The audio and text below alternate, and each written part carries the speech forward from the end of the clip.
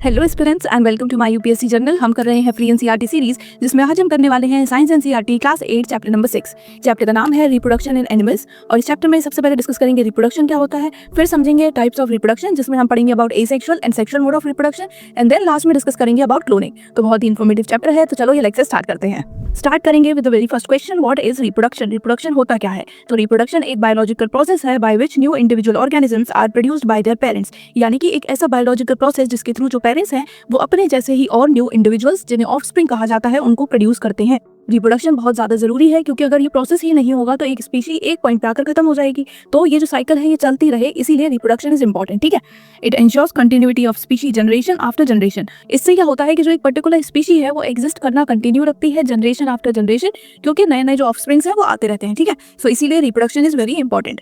अब बात करें टाइप्स ऑफ रिप्रोडक्शन की, तो रिप्रोडक्शन दो तरह से हो सकता है। एक है एसेक्सुअल रिप्रोडक्शन और दूसरा है सेक्सुअल रिप्रोडक्शन। सबसे पहले हम पढ़ेंगे एसेक्सुअल मोड। तो एसेक्सुअल में क्या होता है, only one parent is involve. ठीक है, सिर्फ एक पेरेंट की रिक्वायरमेंट होती है, और इसीलिए इसमें ना तो कोई गैमीट फॉर्मेशन होता है और ना ही फर्टिलाइजेशन होता है। ठीक है, अब गैमीट क्या होते हैं, तो ये होते हैं रिप्रोडक्टिव सेल्स। अब सिंस एसेक्सुअल मोड में only one parent is required, तो ना तो इसमें गैमीट की जरूरत है यानी कि रिप्रोडक्टिव सेल्स की, और ना ही फर्टिलाइजेशन की। ठीक है, और इस मोड ऑफ रिप्रोडक्शन में जो ऑफस्प्रिंग्स प्रोड्यूस होंगे वो बिल्कुल ही आइडेंटिकल होंगे टू इट्स पेरेंट। इनको क्लोन्स भी कहा जाता है। अब ऐसा होता क्यों है, क्योंकि एसेक्सुअल मोड में क्योंकि एक ही पेरेंट होता है, तो जो ट्रेट इस पेरेंट की होंगी वही इसके ऑफस्प्रिंग में आ जाएंगी। कहीं और से कोई ट्रेट आई ही नहीं, तो जैसा पेरेंट होगा बिल्कुल उसका आइडेंटिकल ऑफस्प्रिंग होगा, therefore it is called as clone. ठीक, अब एसेक्सुअल के हम दो एग्जांपल्स देखेंगे। पहला है बाइनरी फिशन। इसमें क्या होता है कि जो पेरेंट होता है वो स्प्लिट हो जाता है इनटू टू इक्वल हाफ्स। ठीक है, तो यानी कि एक पेरेंट से ये दो में स्प्लिट हो जाते हैं, तो एक पेरेंट और एक उसका चाइल्ड या ऑफस्प्रिंग। ठीक है, और फिर आगे ये प्रोसेस ऐसे ही बार बार कंटिन्यू होता रहता है, बार बार ये दो में डिवाइड होते रहते हैं। For example amoeba and paramecium. इसको समझने के लिए ये डायग्राम के थ्रू समझ लेते हैं। देखो ये है हमारा पेरेंट सेल, एक सेल है। अब क्या होगा, इसमें जो जेनेटिक मटेरियल है वो रेप्लिकेट होगा, यानी कि वो डबल होगा।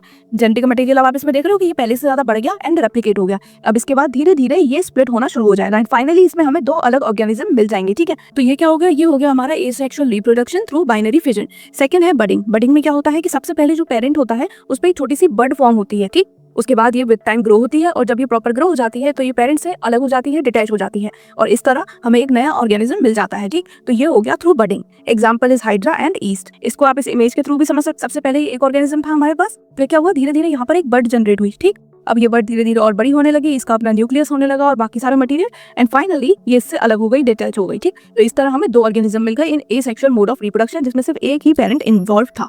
ठीक है, तो अभी हमने एसेक्सुअल रिप्रोडक्शन देख लिया और उसमें बाइनरी फिजन और बडिंग दोनों ही समझ लिए। अब हम डिस्कस करेंगे सेक्सुअल रिप्रोडक्शन। तो सेक्सुअल रिप्रोडक्शन में दो पेरेंट्स इन्वॉल्व होते हैं, मेल एंड फीमेल। ठीक है, एंड सिंस इसमें दो पेरेंट्स इन्वॉल्व हैं तो इसमें गैमीट फॉर्मेशन होगा, यानी कि रिप्रोडक्टिव सेल का फॉर्मेशन, और साथ में फर्टिलाइजेशन भी होगा।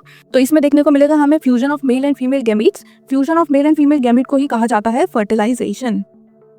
ठीक है, मेल गैमीट होता है sperm and female gamete is ovum. ठीक है, और साथ में ये जो ऑफस्प्रिंग होंगे इनकी ट्रेट्स अलग होंगी इनके पेरेंट्स से। क्यों? क्योंकि कुछ ट्रेट आएंगी फ्रॉम फीमेल और कुछ आएंगी फ्रॉम मेल। सो देयरफॉर जो हमें इंडिविजुअल मिलेगा, जो हमें ऑफस्प्रिंग मिलेगा, वो यूनिक होगा इन इट्स ट्रेट। ठीक, तो यहाँ तक हमने एसेक्सुअल और सेक्सुअल दोनों ही मोड ऑफ रिप्रोडक्शन देखे। एसेक्सुअल में जो हमें ऑफस्प्रिंग मिलता है वो कंप्लीटली आइडेंटिकल होता है, क्योंकि एक पेरेंट इन्वॉल्व होता है।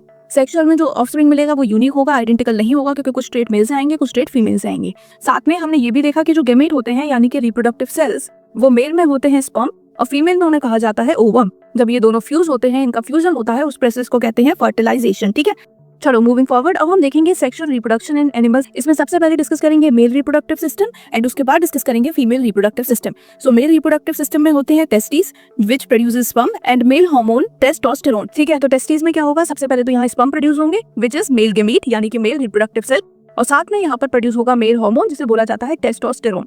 Then we have sperm duct जो कि स्पर्म को ट्रांसफर करते हैं, एंड लास्ट में भी है पीनस which transform sperm into female body. ठीक है, तो ये हो गए तीन parts of male reproductive system. अब स्पर्म क्या होता है, तो ये एक सिंगल सेल होता है, इसका एक हेड होता है, एक मिडिल पीस होता है और एक होती है tell.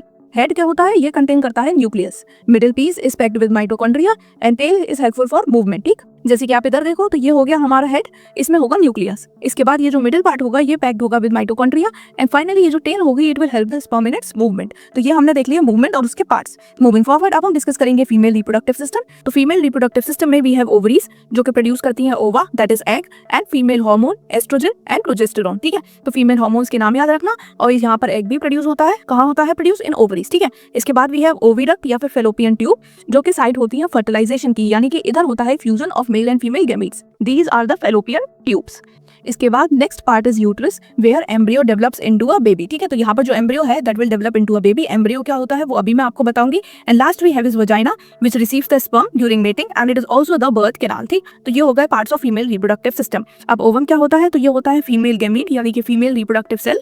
It is a single large cell which has nucleus and cytoplasm, ठीक है।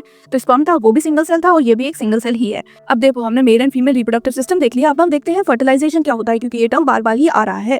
तो फर्टिलाइजेशन होता है fusion of sperm and egg to form a zygote, यानी कि जब एक सिंगल सेल स्पर्म और एक single cell ovum they fertilise together तो वो फॉर्म करेंगे एक सिंगल सेल का जाइगोट, ठीक है। तो इसी पूरे प्रोसेस को कहा जाता है फर्टिलाइजेशन। अब ये जो फर्टिलाइजेशन है ये इंटरनल भी हो सकता है और एक्सटर्नल भी। अगर ये बॉडी के अंदर हो रहा है तो ये हो गया internal fertilisation which take place inside the body, जैसे कि इन humans, cats, dog, cows and birds। वहीं अगर ये फर्टिलाइजेशन बॉडी के बाहर हो रहा है तो ये हो गया external fertilisation taking place outside the body in water. कहाँ पर होगा ये? वाटर में। For example frog, fish, starfish, ठीक है। तो ये सब करते हैं एक्सटर्नल फर्टिलाइजेशन और ये होगा इन वाटर। तो ये हमने देख लिया फर्टिलाइजेशन क्या होता है, टाइप्स ऑफ फर्टिलाइजेशन देख लिए। अब हमने देखा था कि जब दो सेल आपस में फ्यूज करते हैं तो वो फॉर्म करते हैं जाइगोट। जाइगोट क्या होता है, ये एक सिंगल सेल है जो फर्टिलाइजेशन के बाद बनेगा and it has complete set of chromosomes from both parents. इसमें जो क्रोमोसोम्स होंगे वो दोनों ही पेरेंट्स से आएंगे और साथ में ये बार बार डिवाइड होगा, रिपीटेडली डिवाइड होगा और आगे जाके ये फॉर्म करेगा एम्ब्रियो, ठीक। And this is the diagram which you can refer. कैसे जाइगोट बार बार मल्टीप्लाई हो रहा है and finally it will form embryo, ठीक है। तो जाइगोट जब बार बार रिपीटेडली मल्टीप्लाई होगा, डिवाइड होगा, then it will form embryo. अब एम्ब्रियो क्या होगा, तो ये होगा early stage of development in a multi cellular organism, यानी कि किसी भी मल्टी सेल्यूलर ऑर्गेनिज्म में जो अर्ली स्टेज होगा डेवलपमेंट का उसे कहते हैं एम्ब्रियो। ये यूट्रस की वॉल से अटैच हो जाता है और अपना न्यूट्रिशन लेता है फ्रॉम द मदर्स ब्लड, ठीक है। और ग्रेजुअली विद टाइम क्या होगा, it will develop body parts, जो अलग अलग बॉडी के पार्ट्स होंगे ऑफ द ऑर्गेनिज्म वो इसमें आपको दिखने लगेंगे। जैसे कि आप यहाँ भी देख सकते हो ये एम्ब्रियो है और इसमें आप हल्के हल्के जो पार्ट्स हैं वो डेवलप हो रहे हैं ऑफ द बेबी, ठीक। अब देखो अब ये एम्ब्रियो यूट्रस की वॉल से अटैच हो गया, ये अपना न्यूट्रिशन ले रहा है फ्रॉम मदर्स ब्लड। अब जब ये पूरा ही डेवलप हो जाएगा तो इसे कहेंगे फीटस और बर्थ होगा बेबी का जब फीटस इज फुली डेवलप, ठीक है। तो ये हमने देख लिया पूरा ही cycle from a single cell कैसे एक बेबी इज बोर्न। अब अगर हम जल्दी से जो भी हमने पढ़ा उसे सिंगल एक डायग्राम में समझें तो सबसे पहले क्या होता है, सबसे पहले एक मेल स्पर्म होता है एंड फीमेल ओवम, ठीक है। उसके बाद ये दोनों फर्टिलाइज होंगे। फर्टिलाइजेशन के बाद बनेगा जाइगोट। जाइगोट आगे डेवलप होगा and it will form embryo. Embryo जब पूरा डेवलप हो जाता है तो इसे कहा जाता है फीटस और फीटस जब पूरा डेवलप हो जाएगा देन बेबी इज बोर्न, ठीक है। तो ये हमने पूरा ही जो पढ़ा उसे हमने बिल्कुल शॉर्ट में समझ लिया। मूविंग फॉरवर्ड अब हम बात करेंगे about viviparous and oviparous animal. ये दो अलग अलग तरीके के एनिमल हैं, विविपेरस और ओविपेरस। तो इन दोनों में डिफरेंस क्या है, तो विविपेरस वो एनिमल्स होते हैं जो बर्थ देते हैं टू लाइव यंग, यानी कि एक लिविंग बेबी को, जैसे कि ह्यूमंस हो गए, कैट्स हो गए, डॉग्स हो गए। वहीं वो एनिमल्स जो कि एग ले करते हैं उन्हें बोला जाता है ओविपेरस, ठीक है। तो जो एग्स ले करेंगे वो हो गए ओविपेरस और जो डायरेक्टली बर्थ देंगे टू अ बेबी वो हो गए विविपेरस, ठीक है। ओविपेरस के एग्जांपल है फ्रॉग्स, बर्ड्स एंड रेप्टाइल्स। अब इस चैप्टर में एक और टर्म यूज किया गया है व्हिच इज मेटामॉर्फोसिस। तो ये क्या है, ये एक बायोलॉजिकल प्रोसेस है जिसमें ड्रास्टिक चेंज देखने को मिलता है in the body structure during development, यानी कि जब एक स्मॉल बेबी से एक बड़ा एडल्ट ग्रोन बेबी बनता है तो ये जो डेवलपमेंट का प्रोसेस होता है इसमें हमें बहुत ज्यादा ड्रास्टिक चेंज देखने को मिलते हैं। यानी कि आप ऐसे समझो कि अगर आप किसी पर्टिकुलर स्टेज पे इस ऑर्गेनिज्म को देखोगे तो आप नहीं बता सकते कि आगे जाके क्या बनने वाला है। फॉर एग्जांपल अगर आप एक छोटी किटन को देखो तो आप बता दोगे कि ये कैट बनेगी। वहीं अगर आप किसी छोटे पपी को देखो then you can tell that it is going to be a dog. वहीं अगर आप एक बटरफ्लाई को उसके इनिशियल स्टेज में देखो when it is a caterpillar तो आप नहीं बता पाओगे कि ये आगे ग्रो होकर एक बटरफ्लाई बनेगी या एक सिंपल छोटी वर्म है, ठीक है। तो ये हो रहा है ड्रास्टिक चेंज इनके डेवलपमेंट के दौरान। इसी तरह जो फ्रॉग होते हैं उसमें देखने को मिलता है इनिशियली एक एग जो कि बनता है tadpole and then it grows into a frog. तो ये बहुत ही ड्रास्टिक चेंज है। जब आप एग देखोगे तो आप नहीं बता पाओगे कि ये फ्रॉग के एग है, जब टेडपोल होगा तो भी शायद आप आइडेंटिफाई ना कर पाओगे ये कैसा फ्रॉग बनेगा, राइट। लेकिन वहीं अगर आप एक ह्यूमन बेबी को देखो तो बेबी और एडल्ट में ज्यादा ड्रास्टिक बॉडी चेंजेस देखने को नहीं मिलते, बहुत ही माइन्यूट चेंजेस होते हैं। तो इसीलिए जहां पर हमें ड्रास्टिक चेंजेस देखने को मिलेंगे वही होगा मेटामॉर्फोसिस, ठीक है। एग्जाम्पल के लिए बटरफ्लाई और फ्रॉग ये दोनों याद रखना। ये डायग्राम भी आप रेफर कर सकते हो कि कैसे इट इज अ कैटरपिलर, फिर कुकून इस टाइप से बनेगा, धीरे धीरे it will come out and finally it will turn into a beautiful butterfly. तो ये जो प्रोसेस है ये आप इनिशियल स्टेज में नहीं बता सकते कि एक बटरफ्लाई होने वाली है, ड्रास्टिकली चेंज हो रहा है during growth. No metamorphosis in humans और इन कैट्स, ठीक है। तो इनमें हमें मेटामॉर्फोसिस देखने को नहीं मिलता। इनकी जो यंग फॉर्म होती है वही एडल्ट से रिजेंबल करती है, उसके जैसी होती है। नेक्स्ट लास्ट टॉपिक इस चैप्टर का है क्लोनिंग। क्लोनिंग क्या होता है, ये एक प्रोसेस होता है जिसके थ्रू जेनेटिकली आइडेंटिकल इंडिविजुअल्स बनाए जा सकते हैं, ठीक है।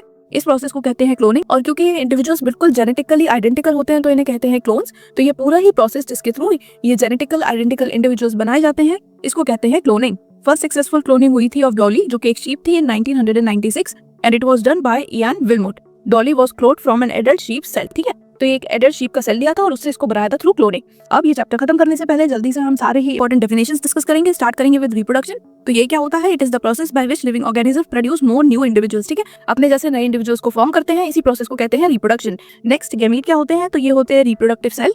मेल में होते हैं स्पर्म्स एंड फीमेल में होते हैं ओवम। Next fertilisation. तो फर्टिलाइजेशन क्या होता है? ये होता है fusion of male and female gametes. ठीक है, जब ये फ्यूज करेंगे then that process is called fertilisation और इनके फ्यूजन से बनेगा जाइगोट। ये एक सिंगल सेल होता है which is formed after fertilisation. Zygote जब आगे ग्रो हो जाएगा and it will reach multicellular stage, तो वहां जाइगोट का नाम हो जाता है एम्ब्रियो, यानी कि मल्टीसेल्युलर ऑर्गेनिज्म हमारा डेवलप होने लगा। इसके बाद जब एम्ब्रियो आगे डेवलप होगा और ये फुली डेवलप हो जाएगा तो उसे कहा जाता है फीटस। ठीक, तो ये सारे ही हमने स्टेप्स देख लिए। नाउ मेटामॉर्फोसिस क्या था? ये था ड्रास्टिक चेंज जो कि हमें ऑर्गेनिज्म की बॉडी में देखने को मिलता है during its development. For example frog हो गया या बटरफ्लाइज हो गई। And last is cloning. तो ये वो प्रोसेस है जिसके through genetically identical organism produce किए जाते हैं। सो विद दिस हमारे ये पूरा ही चैप्टर हो गया है खत्म। सो स्टिल अगर आपको कहीं भी किसी भी कॉन्सेप्ट में डाउट हो तो कमेंट में पूछ लेना। साथ में ये बताना बिल्कुल मत भूलना कि आज का लेक्चर कैसा लगा। अब मैं आपको मिलूंगी नेक्स्ट वीडियो में। Till then bye bye, take care, पढ़ाई करते रहो।